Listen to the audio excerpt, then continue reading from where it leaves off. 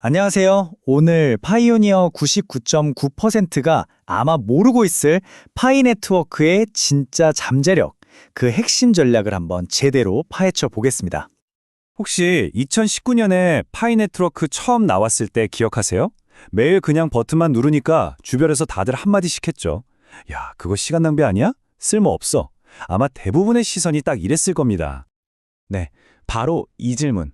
이게 오늘 우리가 나눌 이야기의 진짜 핵심입니다. 이게 단순히 가격이 오르냐 마냐 이런 차원의 문제가 아니고요. 이 프로젝트가 근본적으로 어디를 보고 있는지, 그 안에 숨겨진 진짜 잠재력이 뭔지 지금부터 한번 제대로 들여다보겠습니다. 자, 그럼 첫 번째 섹션부터 시작하죠. 파이의 진짜 가치는요, 그냥 코인 모으고 가격 쳐다보는 데 있는 게 아닙니다. 진짜 핵심은 이 파이라는 걸 하나의 거대한 탈중앙화된 플랫폼으로 만들려는 그 큰 그림에 있어요. 그 그림의 시작점이 바로 여기, 파이 앱 스튜디오입니다. 아마 많은 분들이 파이 브라우저 쓰면서도 그냥 휙 지나치셨을 거예요. 근데 바로 여기서 있었던 최근 업데이트가 이 모든 이야기의 시작점입니다. 이 흐름도를 한번 보세요. 이제 개발자들이 앱을 만들고 그 소스 코드를 통째로 다운받아서 외부에서 자기 마음대로 뜯어 고친 다음에 다시 파이 생태계에 올릴 수 있게 됐어요. 이게 무슨 뜻이냐면 더 이상 체험판이 아니라는 거죠. 파이가 진짜 열린 플랫폼으로 가고 있다는 아주 강력한 신호입니다. 그럼 이걸로 대체 뭘 할 수 있을까요? 예를 들어 여러분이 만약 온체인 분석 전문가라면 나만의 강의 앱을 만들고 수강료를 파이로 받는 거예요. 수학산신님이라면 과외 앱을 만들 수도 있고요. 디자이너라면 썸네일 만들어주는 작은 프리랜서 마켓을 열고 파이로 결제받을 수도 있죠. 정말 가능성은 무궁무진합니다. 바로 이게 핵심입니다. 이런 서비스들이 점점 많아지면 파이는 더 이상 투기형 코인이 아니라 이 생태계 안에서 서비스를 이용하기 위한 연료나 입장권 같은 역할을 하게 되는 거죠. 이더리움의 가치가 수많은 D앱들에서 나오는 것과 어찌 보면 똑같은 원리예요. 결국 이 관점의 차이가 모든 걸 결정합니다. 대부분의 사람들은 왼쪽처럼 KYC는 언제? 가격 왜 이래? 이런 단기적인 질문에 갇혀 있을 때 진짜 기회를 보는 사람들은 오른쪽의 질문에 던지고 있죠. 이 플랫폼 위에서 도대체 어떤 새로운 가치가 만들어질 수 있을까? 바로 이 차이가 미래를 가르는 겁니다. 자, 그럼 이제 화제를 좀 바꿔서 파이와 자주 비교되는 또 다른 아주 흥미로운 프로젝트 인터링크 네트워크로 넘어가 볼게요. 인터링크는 아주 명확한 목표를 가지고 있어요. 바로 진짜 인간의 인터넷을 만들겠다는 거죠. 인터링크의 핵심 아이디어는 바로 이겁니다.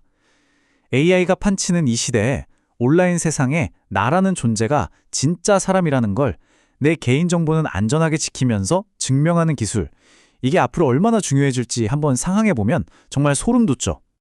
그럼 이게 어떻게 작동하냐면요. 먼저 AI가 사용자의 얼굴 같은 걸 보고 진짜 살아있는 사람인지 확인해서 휴먼 노드라는 걸 만들어요. 그리고 영지식 증명이라는 암호 기술을 써서 내 얼굴 사진 같은 민감한 정보는 절대 공개하지 않으면서도 이 사람 진짜 사람 맞음! 이라는 사실만 딱 증명해 주는 거죠. 개발자들은 그냥 이 기능을 가져다 쓰기만 하면 되고요. 인터링크가 그리는 최종 그림은 정말 강력합니다. 뭐냐면 우리가 쓰는 암호화폐 지갑이 단순히 돈만 넣어두는 곳이 아니라 살아있는 디지털 신분증이자 동시에 결제 수단이 되는 거예요. 이 세 가지 기능이 하나로 완벽하게 합쳐지는 거죠. 이 프로젝트가 그냥 하는 말이 아니라는 걸 보여주는 몇 가지 근거들이 있습니다. 토큰을 두 종류로 나눠서 역할을 명확히 했고 대규모 물량은 무려 180개월, 그러니까 15년 동안 묶어놨어요. 장기적으로 보겠다는 거죠. 여기에 구글, A16G 같은 거물급 투자사들까지 뒤에 있으니 이게 단기 프로젝트가 아니라는 건 확실해 보입니다. 좋습니다. 그럼 이제 두 프로젝트를 한번 나란히 놓고 비교해 볼까요? 이거 누가 이기고 지는 싸움이 아니에요. 사람 중심의 웹3라는 똑같은 목표를 향해서 얼마나 다른 길로 가고 있는지를 이해하는 게 훨씬 중요합니다. 이 표를 보면 차이가 한눈에 들어오죠. 파이는 일단 수천만 명의 사용자를 먼저 모으고 그 위에 플랫폼을 쌓는 사용자 우선 전략이에요. 반면에 인터링크는 사람 인중과 결제라는 핵심 기술 인프라를 먼저 완벽하게 만들어 놓고 그 위에 사용자를 모으는 인프라 우선 전략이죠. 강점도 지금 집중하는 부분도 완전히 정반대입니다. 그럼 우리 같은 사람들은 어떤 전략을 짜야 할까요? 그래서 둘 중에 뭐가 더 나은데? 하나만 골라야 하나? 이런 질문에서 이제는 좀 벗어나서 더 현명한 접근법을 찾아볼 때가 됐습니다. 진짜 중요한 건 이 둘의 경쟁 구도가 아니에요. 더 큰 그림은 이 두 프로젝트가 모두 사람 중심 웹3라는 거대한 트렌드 위에 올라타 있다는 사실입니다.